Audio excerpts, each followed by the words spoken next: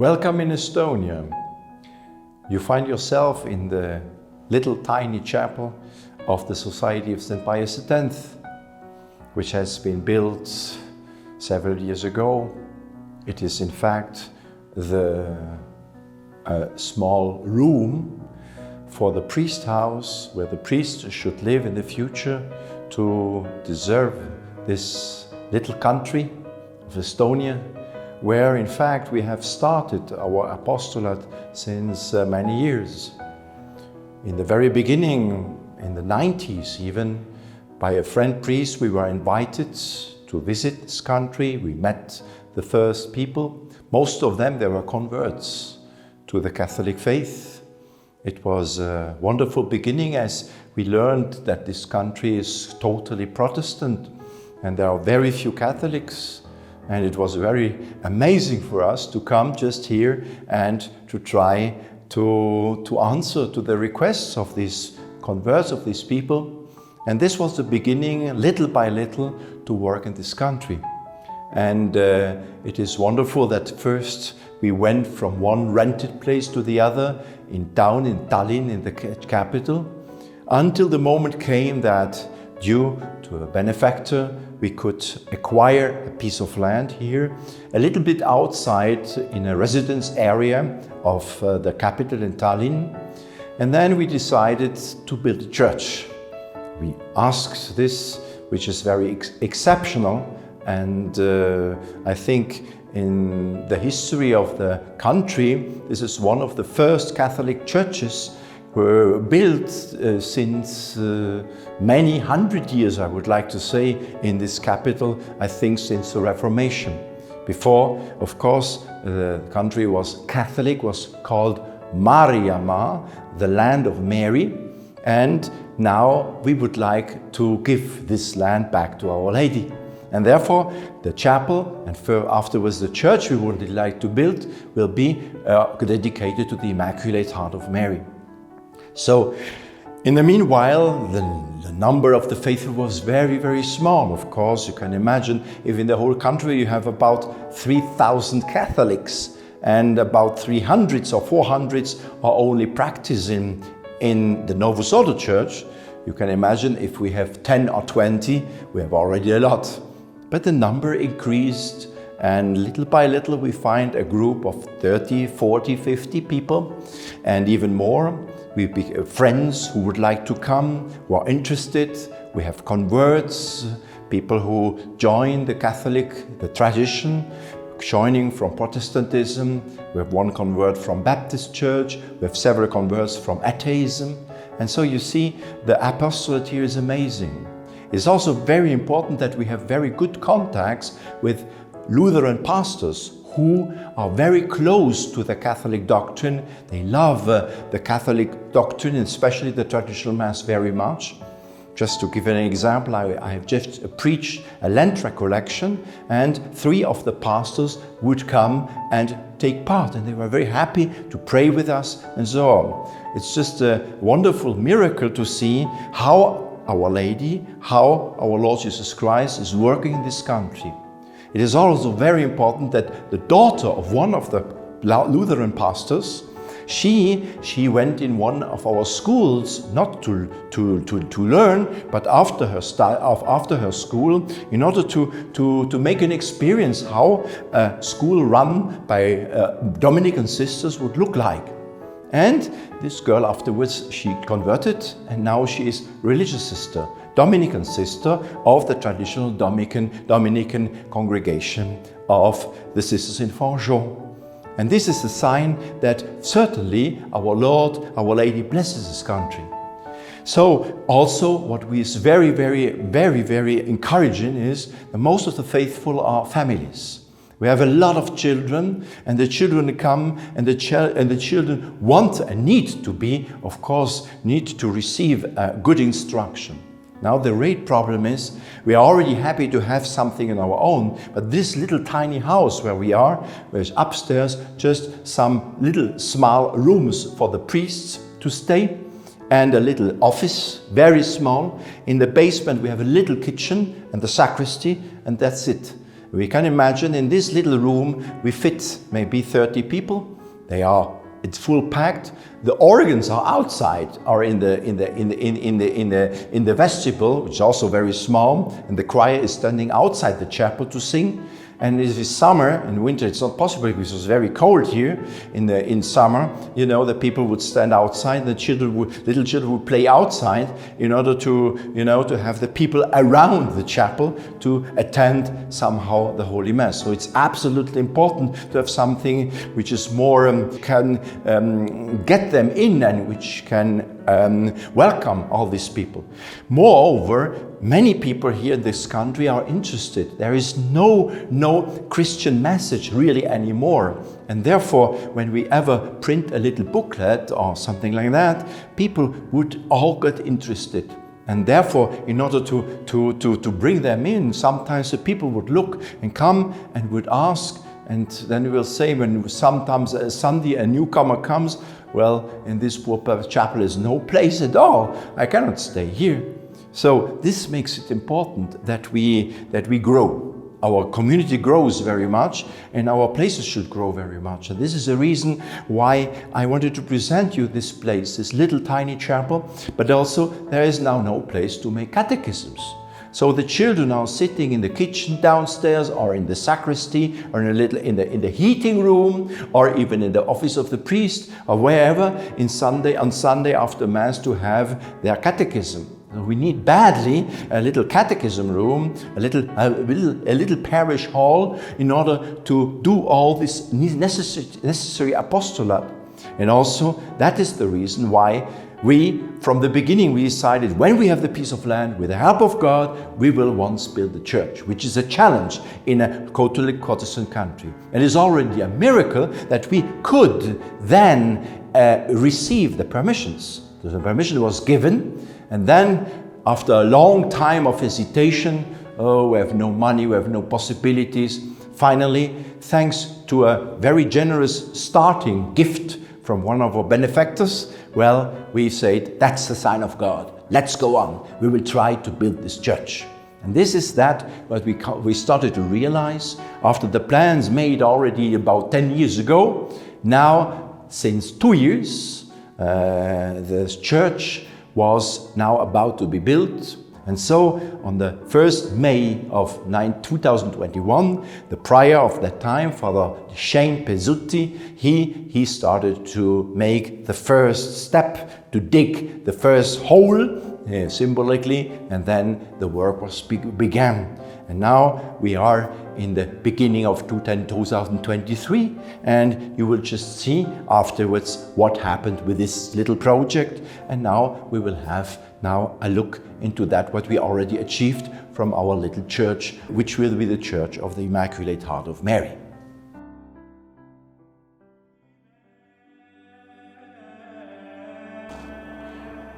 Now you see we are already in the church. We have made an immense effort within 1 year and 5 months to build up this neo-Roman church, which will be, I have said you already, dedicated to the Immaculate Heart of Mary. And especially because the whole history of this country, in the Baltic countries, is very much linked to Our Lady. And we are convinced that there is only one way to bring these people back to the faith and to make them understand the truth, the only truth. It is through Mary. As Our Lady said in Fatima, her Immaculate Heart, she revealed and said, Jesus wants to use you to make me known and loved.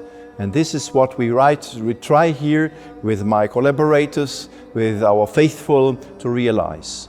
And this, a beautiful effect of this desire to make Jesus Christ known and loved, and Our Lady known and loved, shall be this church. This church where is everything focused, if you can see, on the altar, and the people would come here into this church and see what is Catholic.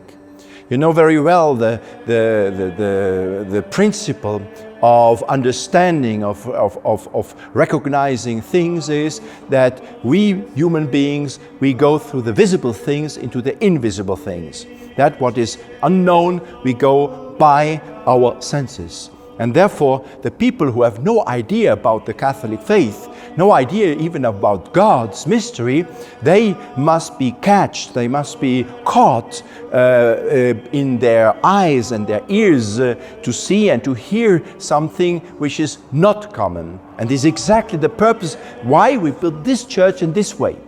When the people would come in, having no idea anymore about God, no idea anymore about our Lord Jesus Christ, and the mystery of the Catholic Church, which is focused on the sacrifice of the altar, the renewal of the sacrifice of our Lord Jesus Christ on the cross. This is what they have to see from the very beginning. They will enter the church, and we just imagine they will come in and see, to see the majesty, the lifting up towards heaven, so it's very high. Also, the altar between heaven and earth, focus everything on this tabernacle, where to which every part of this church is directed. So the people will see what is important. The Protestant, the important is the pulpit. The importance of the truth is the altar with the tabernacle. And this is what we want to give to the people. There will be, of course, the ornamentations, which will be always very, very sober, but we want to make this church like a little catechism. When they come, a primary catechism, in order to make them understand, oh, what is this? This is the house of God. And this house of God, God is immense, the immensity of the church. God is in heaven, so we lift up our souls to heaven. Also, we have a very, very skilled program of the acoustics, because here in Estonia, the faithful we have are absolute specialists in Gregorian chant. We have nowhere in our district such a beautiful chance to have such people who sing really beautifully like professionals, the Gregorian chant. So when the people would come interested about the Catholic faith, not knowing yet, would come to attend or to be interested in a Sunday service and would hear in this church the Gregorian chant with the perfect acoustics. These are the ways how by ears, by view, and by touching the things and by realizing the things, hopefully with the grace of God, it will come into their hearts. That is the purpose of this church. Of course, you see, here we have started. It is miraculous, I tell you, that we could finish all up to the roof, and that allows us that these constructions would have been damaged by the terribly cold winter here. We are quite north here in Europe, and it's very cold and long time cold here, and therefore the constructions could be very easily damaged. So we had to push the whole construction. The roof is done, and thanks to God, we reached this.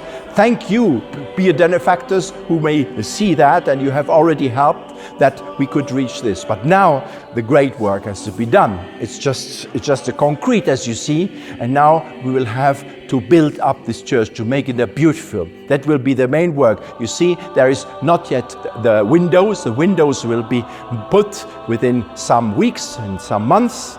And now you will ask, but this faithful, this here you can maybe 200 people can fit in. Deo gratias, I hope they will come, and we will even not be sufficient that we have to multiply the holy masses and the services, but we are in the basement. The basement is now arranged like a crypt, and this weeks we will move this little tiny chapel we have been before into this basement, which will be like a crypta, and where there is 2 times more place for the faithful to come. So we have already the chance to make the faithful first come into the church. We are already into the church. They will be interested, and people who are interested, you cannot imagine how many people already now stop in front of the church and look at what is this? I would like to show, but everything is of course closed now. It's building process, and I'm sure whenever the church will be open, and even if it's not ready, the people would just flock in and look because this is just extraordinary for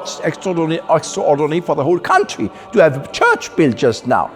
And that is making us hope that Our Lady will touch the souls with the prayer of our faithful, growing, especially our many children.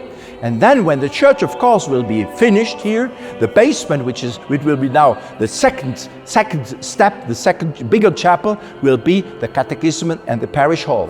And then we can really start to begin that in little by little, if the faithful become more and more, this is a dream for the future, that we have a priory where priests will come. We have actually 3 priests who speak Estonian language, one Estonian priest, and another, he is a Dominican father who has worked here, has joined the SSPX, and now he's always also helping us to give the people instructions, recollections, and so on. And a 3rd priest who has learned the language, which is very difficult, in order just to bring hope into this country and to try to bring these people to our Lord Jesus Christ. That's the only very purpose of all churches to be built, and all reason of the Catholic Church and the reason of being of the priest and the Catholic life. It is for the greater glory of God, for the honor of Our Lady, and for the salvation of souls. You can ask, why to show you all that? Well, first of all, you know very well that we are not members of the national churches. There is not an American church, a Nigerian church, a German church, an Estonian church. There is one Catholic church. And the members of the church are responsible, the ones for the others. And it always has been that countries who have a Catholic background, who have a Catholic structure, who have churches, everything, like France, like in the United States and everywhere in the world, they will support the missionary countries. The missionary countries, this is the countries where the Catholics are very few and where we have to make missionaries. Like the missionaries come to the countries to bring them the good news, to build them the churches, and to bring them the life of Jesus Christ and all the structures to build up in order they can live a Christian life. And here, the little number of the faithful is absolutely incapable to cover such an incredible project. And therefore, it's always with the help of many faithful all over the world, we have reached the stage of now. And we beg you, just in the name of all these children coming in, of all these converts, of all these, let me say, even Lutheran pastors who are seeking light in with us in our Catholic tradition and possible future conversions, this may fill your heart with pity. And first of all, that you pray for your for your missionaries and these countries where these faithful, these people, they have no idea from God, and there's a special grace of God which must come. Our Lady says herself, pray and do sacrifices. That we do, but we ask you very much to help us in this thing. And of course, we need your financial help. Without this, we will not be able to continue this building. Therefore, my humble request, also in the name of our faithful here, we ask you very much to continue to help us to build up this beautiful sanctuary in honor of the Immaculate Heart of Mary. And especially, you should know that everyday rosary of our faithful are always said for us. And if you know very well, if you will give some donations, some more important donations, we priests are very happy to offer masses of thanksgiving in your intention. This is the modest sign of gratitude towards all that, what you have done, what you do, and you hopefully will do for us.